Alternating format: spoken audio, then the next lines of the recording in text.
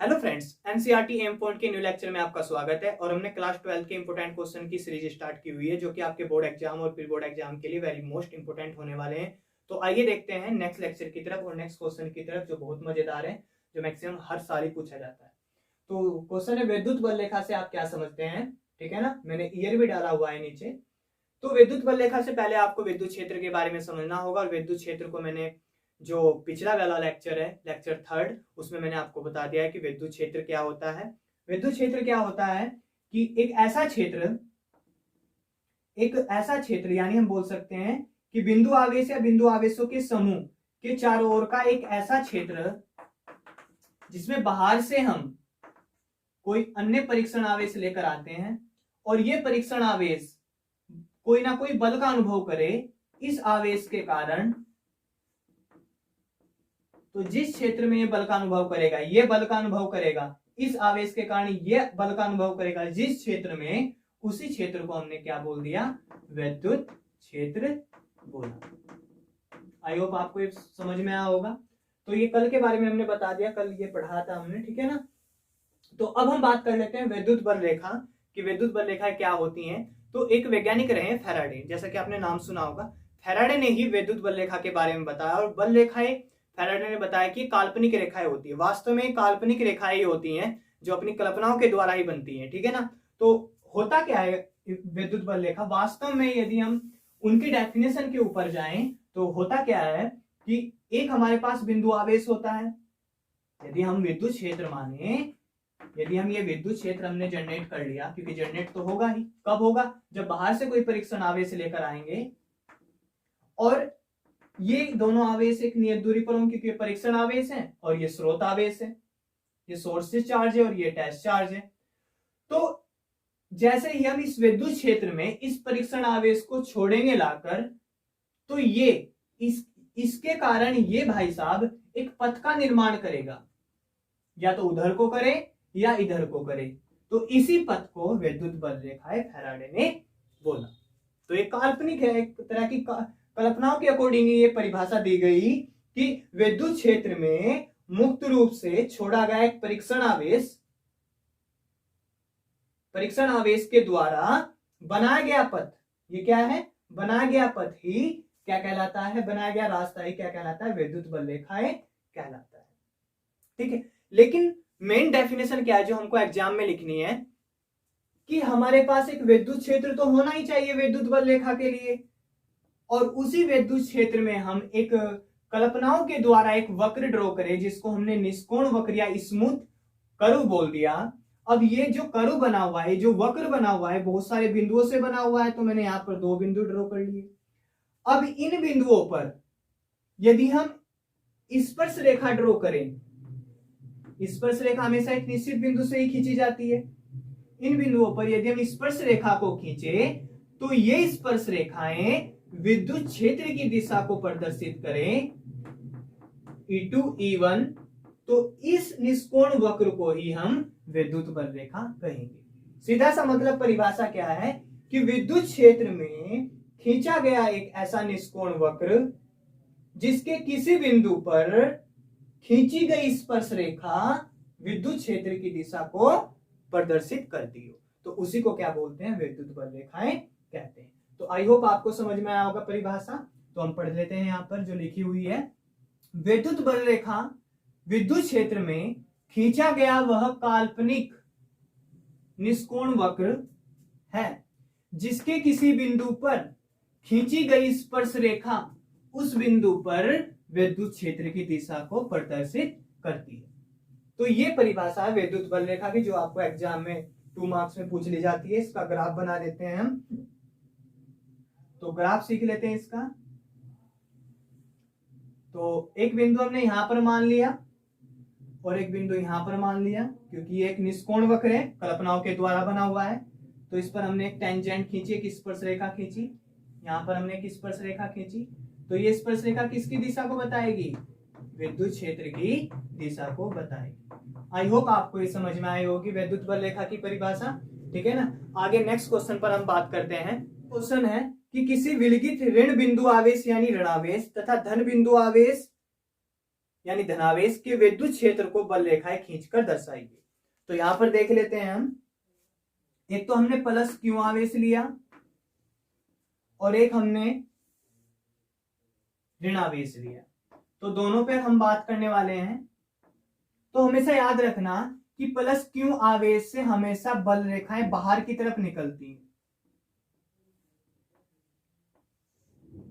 यानी इसका सीधा सा मतलब ये हुआ कि हमेशा प्लस क्यू आवेश से विद्युत क्षेत्र की दिशा प्लस क्यू से दूर की तरफ होगी, ठीक है। और माइनस क्यू आवेश पर हमेशा बल रेखाएं माइनस क्यू की तरफ आती हुई हमको दिखाई देती हैं, यानी विद्युत क्षेत्र की जो दिशा होगी वो माइनस क्यू की तरफ होगी, ठीक है। यानी सीधा सा हम बोले इसको ए पॉइंट बोल दें और इसको हम बी पॉइंट बोल दें, तो यहां से ये पता लगा हमको कि हमेशा प्लस क्यू आवेश जहां होगा तो विद्युत क्षेत्र की दिशा दूर की तरफ होगी प्लस क्यू से, और माइनस क्यू पर माइनस क्यू की ओर विद्युत क्षेत्र की दिशा होगी। तो सीधा सा यहां से मेन बात ये निकली कि बल रेखाएं प्लस क्यू से बाहर की तरफ निकलती हैं और माइनस क्यू के अंदर की ओर आती हुई हमको दिखाई देती है। तो आई होप आपको ये क्वेश्चन समझ में आया होगा, ठीक है ना। तो नेक्स्ट क्वेश्चन आपको स्क्रीन पर दिखाई दे रहा होगा कि विद्युत बल रेखाएं यानी क्षेत्र रेखाओं के 3 गुण लिखिए, ठीक है ना, जो कि एग्जाम 2020 में आया हुआ है, ठीक है। तो लिख लेते हैं इनके बारे में, इसकी जो विद्युत बल रेखा के जो गुण हैं उनके बारे में बात कर लेते हैं, इनकी प्रॉपर्टीज के बारे में। तो पहली प्रॉपर्टीज के बारे में बात करें कि जो विद्युत बल रेखाएं होती हैं वो प्लस आवेश से प्रारंभ होती हैं और माइनस आवेश पर जाकर समाप्त होती है। तो प्लस आवेश से प्रारंभ हुई और माइनस की तरफ गई, प्लस से प्रारंभ हुई और माइनस की तरफ गई, ठीक है। यानी धनावेश से प्रारंभ होकर ऋणावेश पर समाप्त होती है। ऐसे ही मैं और ड्रॉ कर देता हूं, धनावेश से प्रारंभ होती है और ऋणावेश पर समाप्त होती है, धनावेश से प्रारंभ होती है और ऋणावेश पर समाप्त होती है। सेम ऐसे ही ये इधर को जाएगी, सेम ऐसे ही ये भी इधर को जाएगी, सेम ऐसे ही ये भी इधर को जाएगी, सेम ऐसे ही ये भी इधर को जाएगी, और यहां पर आकर क्या होगी, यहां पर आकर मिलेगी माइनस की तरफ, ठीक है। तो सीधा सा गुणधर्म है इसका कि पहला गुणधर्म याद रखना है आपको कि विद्युत बल रेखाएं धनावेश से प्रारंभ होकर ऋणावेश पर समाप्त होती है, ठीक है ना। तो इस पॉइंट को आगे हम लिख सकते हैं, विद्युत बल रेखाएं धनावेश से प्रारंभ होकर ऋणावेश पर समाप्त होती है। देखो धनावेश से प्रारंभ हुई और ऋणावेश पर जाकर समाप्त हो गई। तो ये पहला गुणधर्म था इसका। अब आगे हम दूसरा गुणधर्म की बात कर लेते हैं। विद्युत बल रेखाएं एक दूसरे को कभी नहीं काटती, ये पॉइंट याद रखना आपको, दूसरा गुण।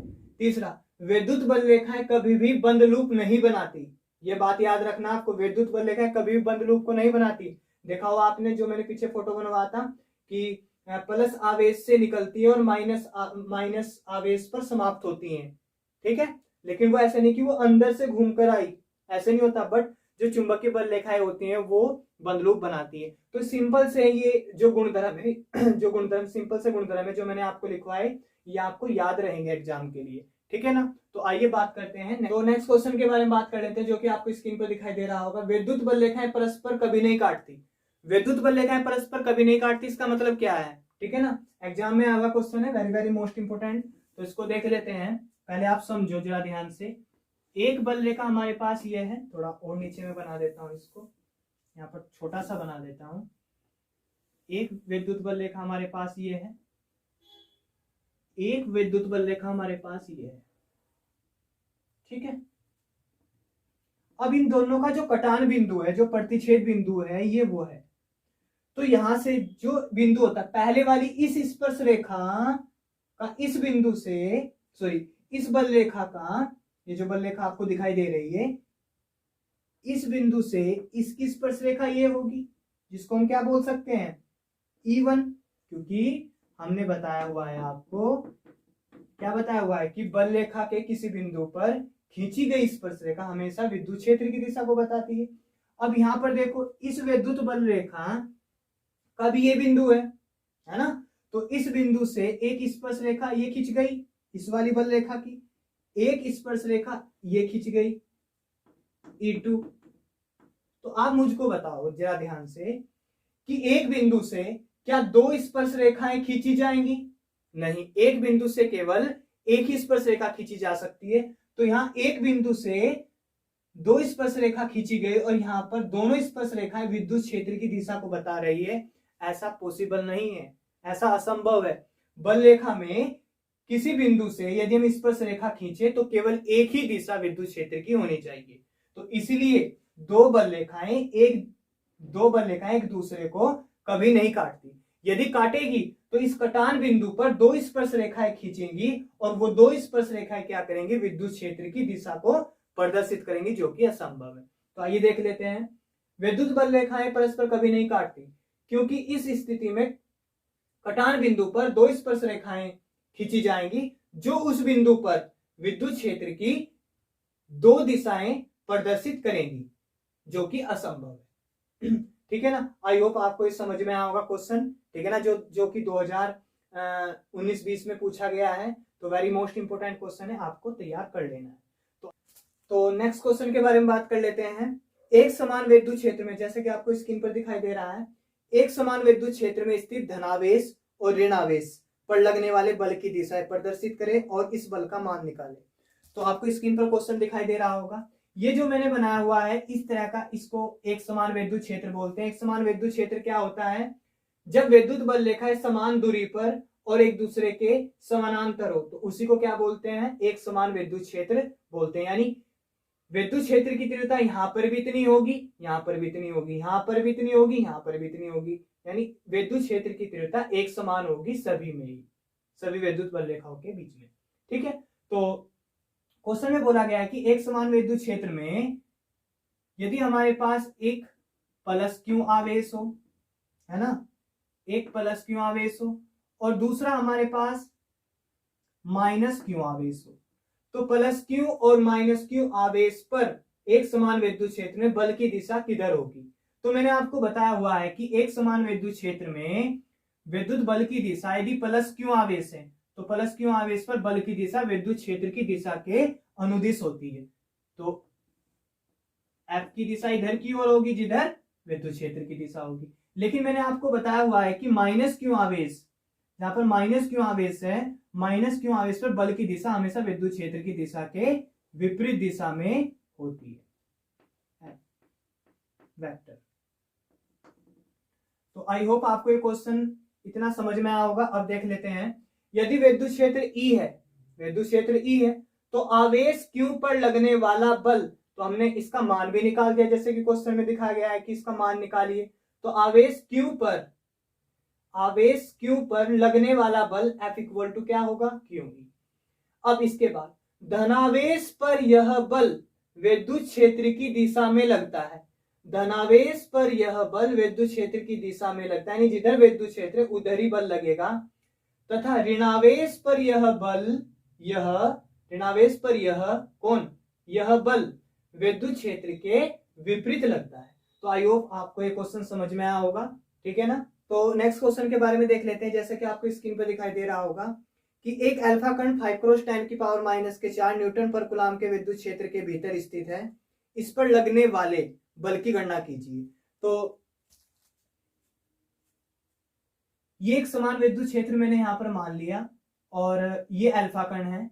तो मैं अल्फा कण के बारे में आपको कुछ लिखवा देता हूं, आपको नोट में लिख लेना है कि जो अल्फा कण होता है वो हीलियम नाभिक के समान होता है, हीलियम के नाभिक के समान होता है, हीलियम के नाभिक के समान होता है। ये बात आपको याद रखनी है। ठीक है ना। अब जो हीलियम होता है, यानी जब अल्फा कण हीलियम नाभिक के समान होता है तो अल्फा कण को किससे डिनोट करना चाहिए हमको, 2He4 से। या हम ऐसे लिख सकते हैं 2He4 से, ऐसे लिखना चाहिए हमको, ठीक है ना। तो इसको ध्यान रखना आप। तो अब यहां पर हमको ये पता है कि इस पर अल्फा कण पर हमेशा आवेश के बारे में हम बात कर लेते हैं, तो इसके आंसर के बारे में बात कर लेते हैं। अल्फा कण पर आवेश, अल्फा कण पर आवेश, मुझको आप एक बात बताओ, क्यू इक्वल टू, एक बात बताना जरा ध्यान से। जो अल्फा कण होता है उसको 2He4 से डिनोट करते हैं, क्योंकि हीलियम के नाभिक के समान होता है। तो यहां पर n कितना, n यानी प्रोटॉनों की संख्या यानी इलेक्ट्रॉनों की संख्या, n कितना है 2, तो हम लिखेंगे 2, ठीक है। और साथ में हमको पता है कि Q इक्वल टू क्या होता है Ne, तो साथ में E और अल्फा कण पर धनावेश होता है plus, equal to 2 cross E की वैल्यू 1.6 क्रॉस 10 की पावर माइनस के 19 कूलम, तो यहां से कितना आ जाएगा 3.2 क्रॉस 10 की पावर माइनस के 19 कूलम। तो अल्फा कण पर जो आवेश है यानी Q, वो कितना आ गया, Q की वैल्यू 3.2 क्रॉस 10 की पावर माइनस के 19 कूलम। ये भी क्वेश्चन पूछा गया कि अल्फा कण पर आवेश कितना होता है, तो Q इक्वल टू 3.2 क्रॉस 10 की पावर माइनस के 19 कूलम। इसको भी आप ध्यान रखोगे। लेकिन हमको तो इस अल्फा कण पर कैसा आवेश है, प्लस है। अल्फा कण पर कैसा आवेश है, प्लस है। तो इस बल की दिशा किधर की तरफ होगी, विद्युत क्षेत्र की तरफ। तो इस पर लगने वाला बल बताना है। तो मैंने अभी आपको समझाया था क्वेश्चन कि विद्युत क्षेत्र की दिशा में जो बल लगता है वो F इक्वल टू कितना होता है, QE होता है। ये मैंने आपको बताया था। तो यहां पर हम लिख सकते हैं कि लगने वाला बल, क्या बोला गया क्वेश्चन में कि आवेश अल्फा कण पर लगने वाला अल्फा कण पर लगने वाला बल equal to F equal to Q cross E। तो Q की वैल्यू कितनी है, Q की वैल्यू कितनी है हमारे पास 3.2 क्रॉस 10 की पावर माइनस 19, और E की वैल्यू हमको पता है, जैसे कि क्वेश्चन में आपको दिखाई दे रहा होगा। E की वैल्यू हमारे पास 5 क्रॉस 10 की पावर माइनस के 4, यही है ना, 5 क्रॉस 10 की पावर माइनस के 4। तो हम क्या करेंगे, यहाँ पर मल्टीप्लाई कर देंगे। तो 5 की 2 के साथ मल्टीप्लाई करेंगे तो 0.5 या 15 और 1 16, तो ये आ गया 16.0। तो मैं 16 ही लिख सकता हूँ, 16 ही लिख सकता हूँ। 10 की पावर माइनस के 19 और 4 कितने हो गए, नोट 4 13, तो 10 की पावर माइनस के 23। तो 10 की पावर नोट 4 13 23 बल है तो न्यूटन। तो यही हमारा इसका आंसर है। आई होप आपको ये क्वेश्चन समझ में आ गया होगा। देखते हैं नेक्स्ट जो आपको क्वेश्चन स्क्रीन पर दिखाई दे रहा होगा कि वैद्युतद्विध्रुव आघूर्ण की परिभाषा दीजिए, इसका मात्रक और इसकी दिशा भी बताइए। वैद्युतद्विध्रुव आघूर्ण से पहले आप वैद्युतद्विध्रुव के बारे में समझिए कि जो वैद्युतद्विध्रुव होता है -Q और +Q, वैद्युतद्विध्रुव एक तरह का निकाय होता है, ठीक है ना, जो परिमाण में समान और विपरीत प्रकृति के आवेशों के बीच की अल्प दूरी से वो निकाय का निर्माण होता है।